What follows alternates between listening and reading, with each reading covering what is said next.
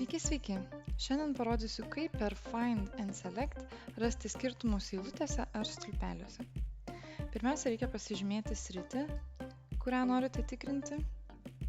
Duomenys bus lyginami pagal laukelį, nuo kurio pradedame žymėti. Tai jei norite kažkokio tai kitokio laukelio, galima panaudoti Enter.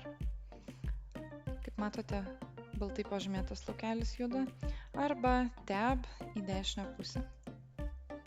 Pasižymėsiu šią sritį iš naujo.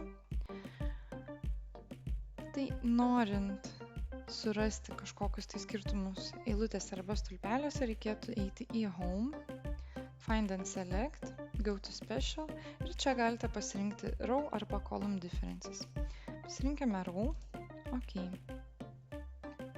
Kaip matote, Excelis mums pažymėjo kai kurios laukelius. Dabar ką reiškia row tikrinimas? Užsižymėjome pirmiausia laukelį A1.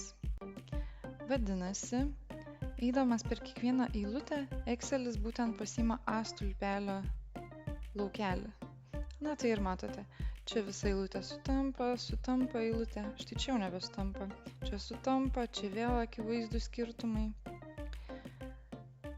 Štai čia mes matome, kad kaip ir turėtų sutapti. Tačiau atkreipiu dėmesį į tai, kad jei nors ir laukelyje matote tokį patį tekstą ar skaičių, tačiau jis nėra konstanta, jis yra gaunamas su funkcija, su formule, Excelis jau jį supras kaip kitokį ir pažymės kaip skirtumą, nebent tai būtų kaip pratempta ta pati formulė. Tai šiuo atveju matote, štai čia yra paimta informacija iš B7 laukelio, o čia mes turime tiesiog įrašytą ABC. Taip pat šitie buvo pažymėti, čia turime lygiai tą patį.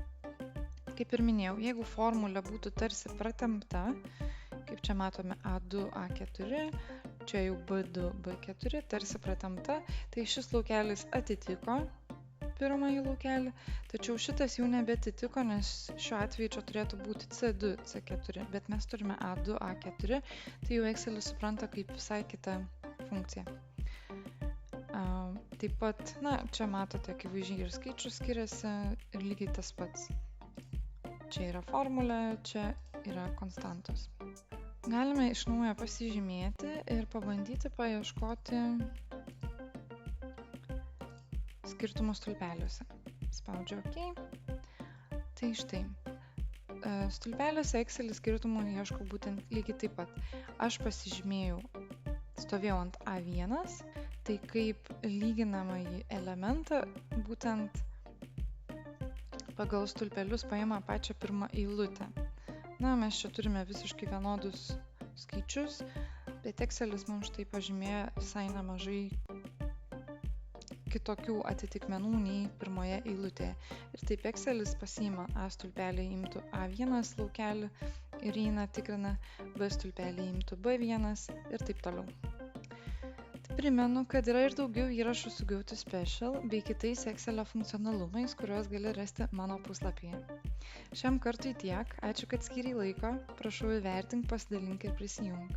Iki!